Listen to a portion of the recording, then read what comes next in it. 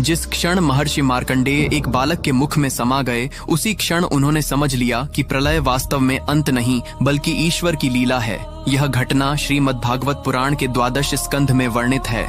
कथा उस समय की है जब महाप्रलय आ चुका था। न पृथ्वी थी, न आकाश था, न दिशा थी, न समय था। चारों ओर केवल अथाह जल और सन्नाटा था। उस विनाश में भी एक आर्षि जीवित थे, महर्षि मार्कंडेय। जल में भटकते हुए उन्होंने दूर एक अद्भुत दृश्य देखा। अनंत जल के बीच एक वट वृक्ष का पत्ता तैर रहा था और उस पत्ते पर एक दिव्य बालक शांति से लेटा हुआ था।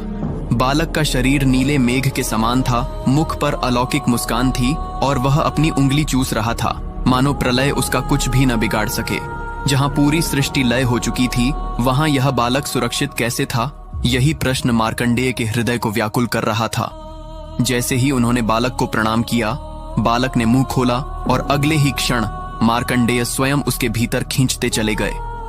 भीतर उन्होंने वही सृष्टि देखी जो बाहर नष्ट हो चुकी थी।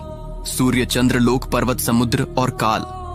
भय और विस्मय से उनका अस्तित्व कांप उठा। अगले ही पल वे पुनः बाहर आ गए और बालक पहले की तरह वटपत्र पर मुस्कुरा रहा था। तब बालक ने कहा, सृष्टि मुझसे उत्पन्न होती है, मुझ में स्थित रहती है और मुझ में ही लीन हो जाती है।